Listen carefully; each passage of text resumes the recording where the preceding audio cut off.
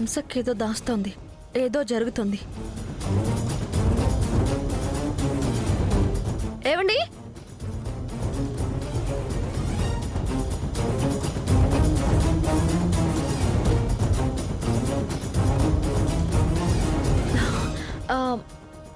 శివుడన్నయ్య ఊరికి రాలేదా? లేదమ్మా. ఇగో వస్తానని రాకపోతే నేనే మాట్లాడదామని వచ్చినా అమ్మా. ఇప్పుడు కూడా ఏదో పని ఉండిపోయిండని హంస చెప్పింది. పోయేస్తానమ్మా.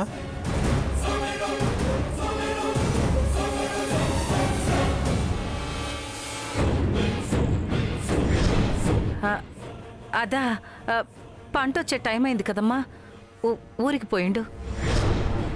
శివుడు ఊరెళ్ళాడు అని నాతో చెప్పింది. లేదు ఇక్కడే ఉన్నాడు, బయట పని మీద వెళ్ళాడని అతనితో చెప్తుంది. శివుడు ఊరు వెళ్ళక ఇక్కడ లేక ఏమైనట్టు? హంసకి ఎందుకు అబద్ధం చెప్తుంది? అసలేం జరుగుతోంది? పోనీ ఏవైనా అడుగుదామంటే ప్రియంవద పిన్నిని చూసి మాట్లాడడానికే భయపడుతుంది.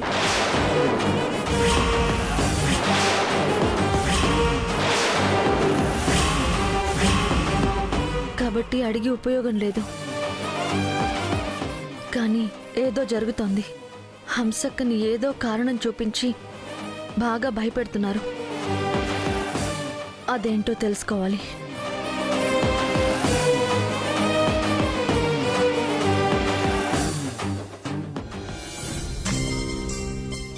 ధరణి, పూజ ఏర్పాట్లన్నీ బాగానే జరుగుతున్నాయి కదమ్మా? బాగానే జరుగుతున్నాయి అత్తయ్య. సరే, ఈ చెక్ తీసుకోమ్మా. ఎందుకత్తయ్యా? అదే మీ అమ్మా నాన్న వాళ్ళకు కొన్న ఫ్లాట్కి 50 లక్షలు ఇచ్చి ఇంకా 50 లక్షలు బ్యాలెన్స్ ఉంది కదా, ఇది కూడా ఇచ్చేయమ్మా.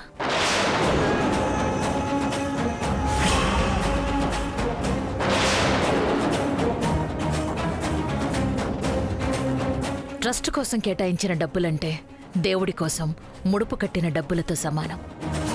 వాటి కోసమే వాడాలమ్మా, మన సొంత అవసరాల కోసం తీయకూడదు.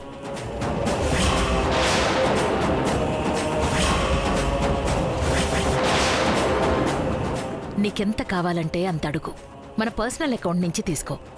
నేనేమైనా కాదన్నానా?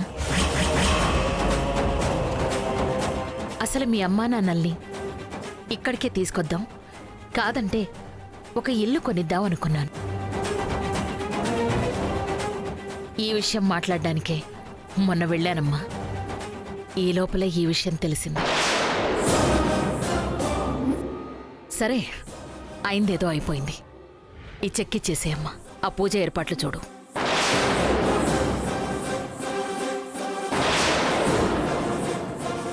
తీసుకోమ్మా.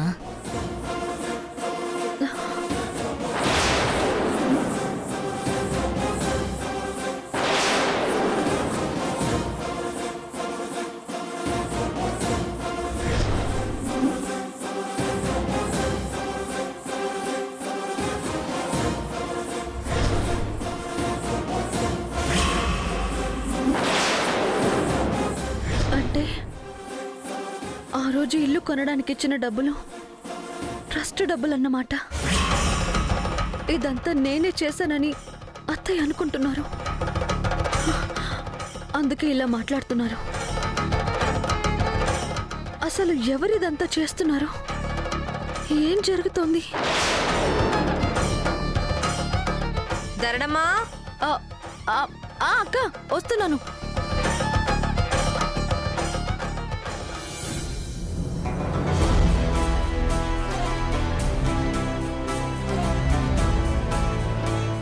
Bye aunty.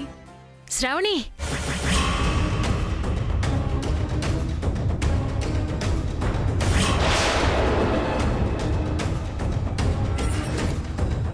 శ్రావణి ఎక్కడికి వెళుతోందిరా?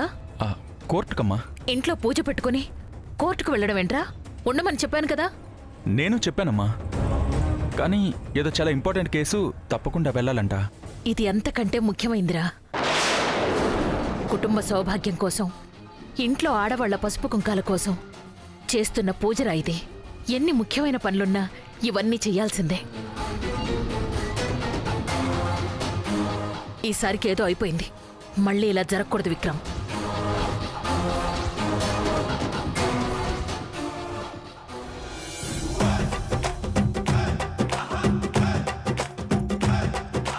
అమ్మకేమో ఈ పట్టింపులు ఎక్కువ, బంగారం ఏమో ఇవేమీ పట్టించుకోదు. మధ్యలో నేను నలిగిపోయేలా ఉన్నాను.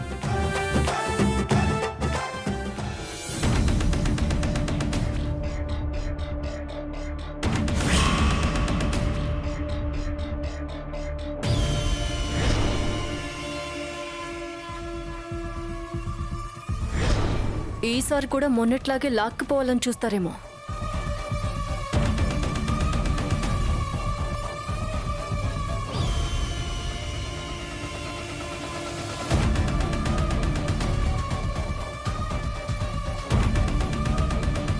బావున్నావు అమ్మా?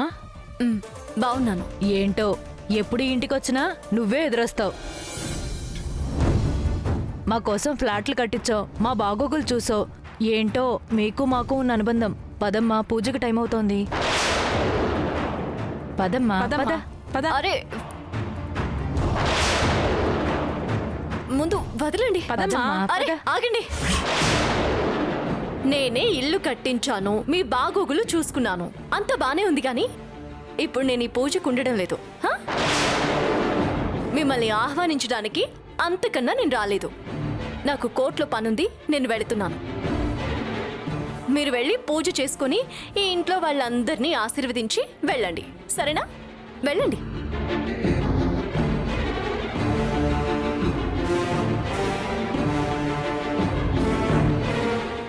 ఏంటమ్మా విడ్డూరం? ఇంట్లో పూజ పెట్టుకుని కోడలి పిల్ల బయటికి పోతుంది. ఈ వేదవతి గారికి పట్టింపులు ఎక్కువ కదా, వెళ్ళిపోతుంటే ఎలా ఊరుకుంది? ఏమో లెక్క, అవన్నీ మనకెందుకు? పూజకొచ్చాం, పూజ చూసుకుని వెళ్దాం, పద.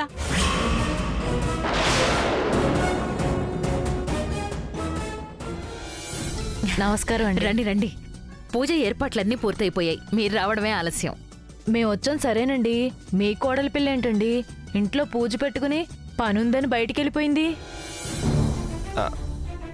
చాలా ముఖ్యమైన కేసు ఉందిలేమ్మా, వచ్చేస్తుంది. మీరెళ్ళి పూజ దగ్గర కూర్చోండి.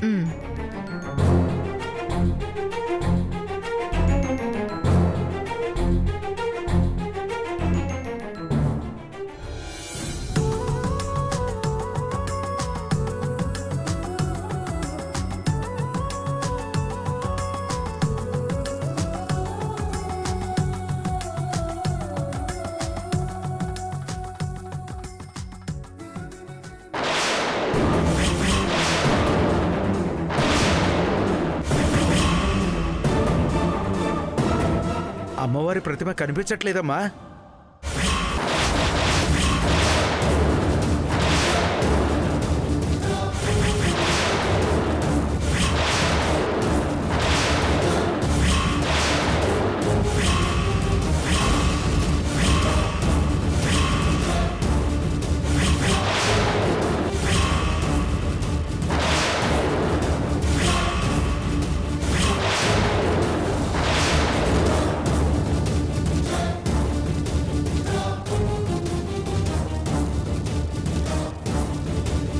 అక్కడే పెట్టాను పంతులు గారు.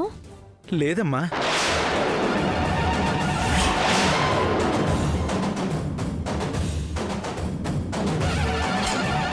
అసలు లోపల నుంచి నువ్వు ప్రతిమ తెచ్చావా? లేదత్తయ్య, ఆ పాత్రలోనే తెచ్చిపెట్టాను. పాత్ర ఉంది, కానీ ప్రతిమ ఏమైందో.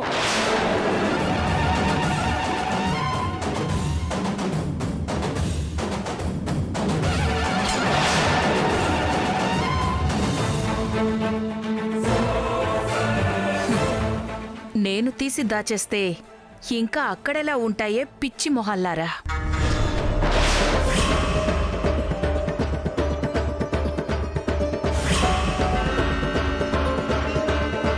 ఖచ్చితంగా ఈ పూజ ఆపేయాలి. అమ్మవారి ప్రతిమని దాచేస్తే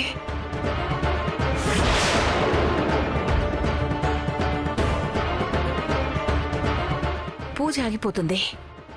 ఆ పూజ ఆగిపోతే ఈ నిందని ధరణి మీదకి నెట్టేస్తే నేననుకున్న పని సక్సెస్ఫుల్గా జరుగుతుంది. అయిపోయేవే నా చేతిలో.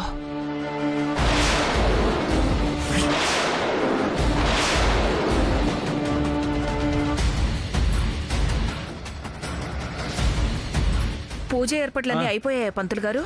అన్నీ ఉన్నాయి కదా? అన్నీ ఉన్నాయమ్మా. కానివ్వండి.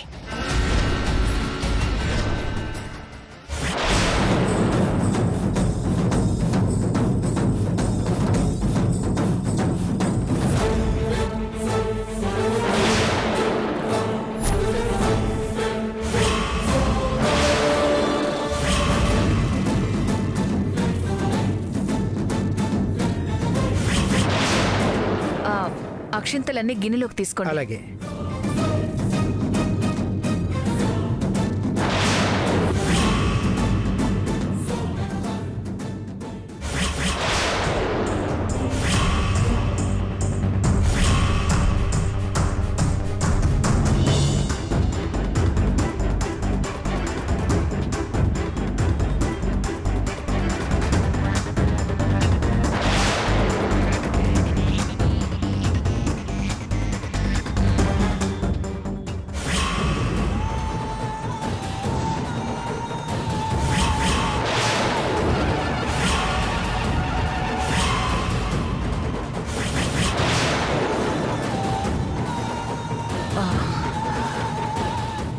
అన్నీ జాగ్రత్తగా చూసుకోండి. అలాగేనమ్మా.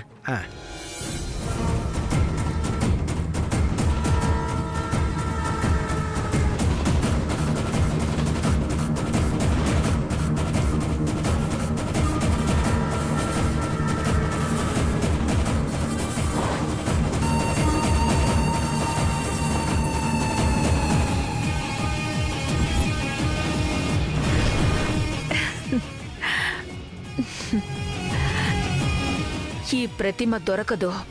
నువ్వే కావాలని లేకుండా చేశావని వదినని నమ్మించి ఈరోజే ఇంటి పెత్తనాన్ని, తాళాల గుత్తిని నా చేతికొచ్చేలా చేసుకుంటా చూడు. ఈ శోభన్ రాజు, శశికళ ఎవ్వరి అవసరం లేకుండా నేనే సాధించుకుంటాను.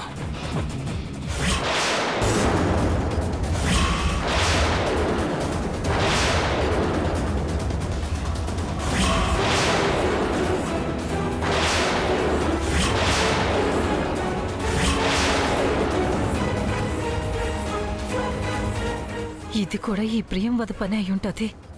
ధరణమ్మని ఎన్ని రకాలుగా ఇబ్బంది పెట్టాలో అన్ని రకాలుగా పెడతానే ఉంది. ఆ అమ్మోరు తల్లైనా ఇవన్నీ చూస్తూ ఎలా సహిస్తుంది? ఏదో పెద్ద శిక్షేసి మళ్ళా ఎవరి జోలికి రాకుండా చూస్తే బాగుంటుంది.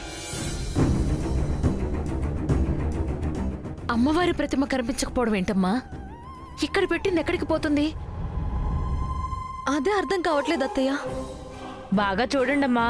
పూజకు ముందు అమ్మవారి ప్రతిమ పోవడం అంటే మంచి శకునం కాదు, అరిష్టం కూడా. సరిగ్గా గుర్తు తెచ్చుకోమ్మా. ఎక్కడ పెట్టావు? అసలు తెస్తేనే కదొదినా.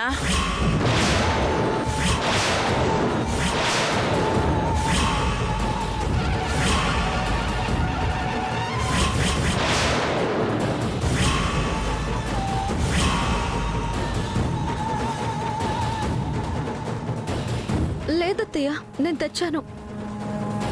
అప్పుడు పంతులు గారు కూడా ఇక్కడే ఉన్నారు. కావాలంటే పంతులు గారిని అడగండి. పంతులు గారు, మీరు చూశారు కదా? లేదమ్మా, నేను వేరే పని ధ్యాసలో ఉన్నాను. మీరు తేవడం నేను గమనించలేదు. గమనించుంటాల్సింది పంతులు గారు. గమనించుంటే ఉత్తపళ్ళం తెచ్చావేంటమ్మా అని అడుగుండేవాళ్ళు.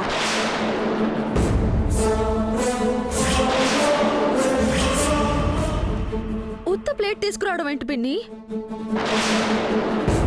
ప్రతిమ కూడా తెచ్చాను. మీకంత అనుమానంగా ఉంటే నగల పెట్టెలో చూడండి. అవును, అక్కడ కూడా ఉంటే కదా తేవడానికి. ఏం మాట్లాడుతున్నావు వదినా? అక్కడ లేకపోవడం ఏంటి? నా అనుమానం వదినా. అక్కడ ఉండుంటే ఇక్కడికి తెచ్చుండేది కదా.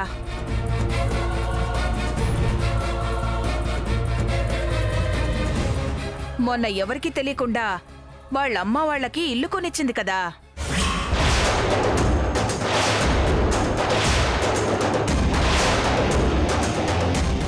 అక్కడ సత్యనారాయణ వ్రతంకి ఇక్కడ అమ్మవారి ప్రతిమ తీసుకెళ్ళిందేమో.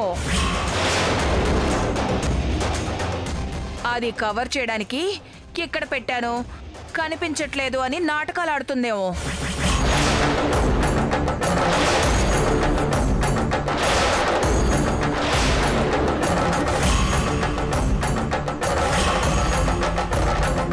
పిన్ని ఏం మాట్లాడుతున్నారు? నేను ప్రతిమను తీసుకెళ్లడం ఏంటి? ఎందుకు తీసుకెళ్ళకూడదు? ఎవరికి చెప్పకుండా అంత పెద్ద ఇల్లే ఇవ్వగలిగినప్పుడు ఇంత చిన్న ప్రతిమ తీసుకెళ్లి ఇవ్వలేవా?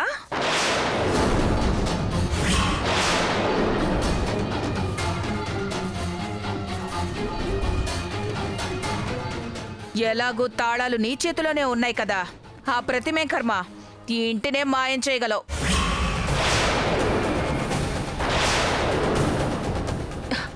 ఏంటొదినా ఈ ఇంటి పరిస్థితి ఇలా అయిపోయింది?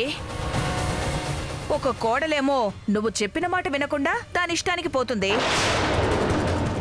ఇంకో కోడలేమో దీనికిష్టం వచ్చినట్టు ఇల్లు గుల్ల చేస్తుంది.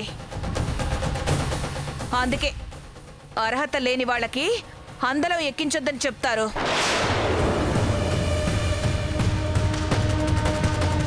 అత అక్కడ జరిగిందేంటి? నువ్వు మాట్లాడుతుందేంటి? నిజంగానే శ్రావణికి అర్జెంట్ పనుండి వెళ్ళిందే తప్ప ఇక్కడ ధరణి ఆ ప్రతిమను తీసుకెళ్ళడం నువ్వు చూసావా? నిజంగానే పోయిందేమో. పెళ్ళాన్ని మరదల్ని అనేసరికి కోపం పొంగుకొస్తుంది గాని వాస్తవాన్ని ఎవరూ మార్చలేర్రా. నేను చెప్పాల్సింది చెప్పాను, మీరే బాగా ఆలోచించండి, అర్థం అవుతుంది. అర్థం అవుతోంది పిన్ని. నన్ను ఇరికించడానికి ఇది నువ్వు చేసిన పని అని బాగా అర్థం అవుతుంది. కానీ మరీ అమ్మవారి ప్రతిమనే దొంగిలించేంత నీచానికి దిగజారుతావని ఊహించలేదు. ఇప్పుడేం చేయాలి పంతులు గారు? ఆ ప్రతిమ లేకుండా పూజ చేయడం కుదరదా? అంతా మీకు తెలిసి అడుగుతున్నారేంటమ్మా? అసలే పుష్య బహుళ అమావాస్య వ్రతం, ఆడవాళ్ల పసుపు కుంకాలకు సంబంధించిన పూజ. చాలా నిష్టగా పద్ధతిగా చెయ్యాలి. పూజ చేసిన ప్రతిసారి ప్రతిమకు పూజ చేసి దాన్ని గుళ్ళో అమ్మవారి దగ్గరికి తీసుకెళ్ళి ఆ పసుపు కుంకాల్ని ప్రసాదంగా తీసుకుని మళ్ళీ ప్రతిమని భద్రం చేయడం ఆనవాయితీ కదమ్మా. ఇప్పుడు పోతే ఏమీ కాదంటే అపశకునమే కదమ్మా.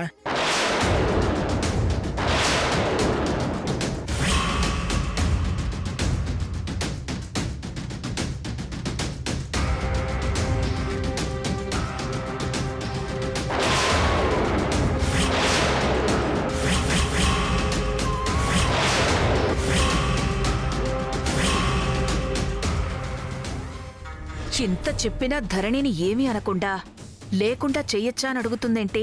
అయినా మధ్యలో ఈ విక్రమ్ ఒకడు ప్రతి విషయంలో పానకంలో పుడకలా వచ్చేస్తాడు. అదే నా చిన్న మేనల్లుడు చూడు, ఏది పట్టించుకోకుండా ఎంత బుద్ధిగా కూర్చున్నాడో.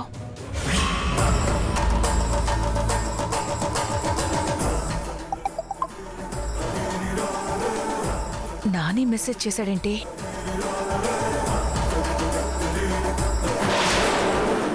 అత్తా, నువ్వు ప్రతిమ తీయడం నేను చూశాను. మర్యాదగా తీసిన చోట ప్రతిమ పెట్టే, లేదంటే నువ్వే తీసిన సంగతి అందరికీ చెప్తాను.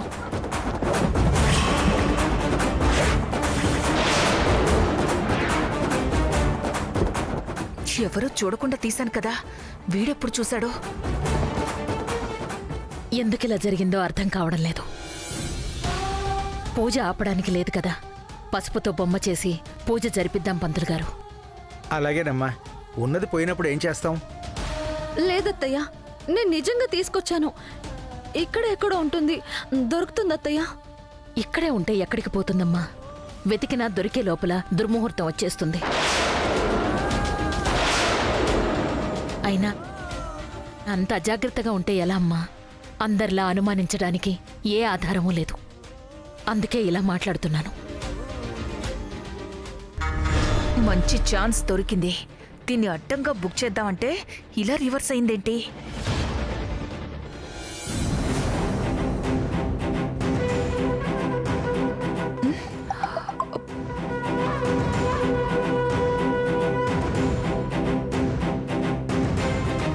ప్రతిమ తెచ్చిపెట్టమంటే బొమ్మలా నిలబడి చూస్తావేంటత్తా? తెస్తావా అందరికీ చెప్పాలా? అమ్మో,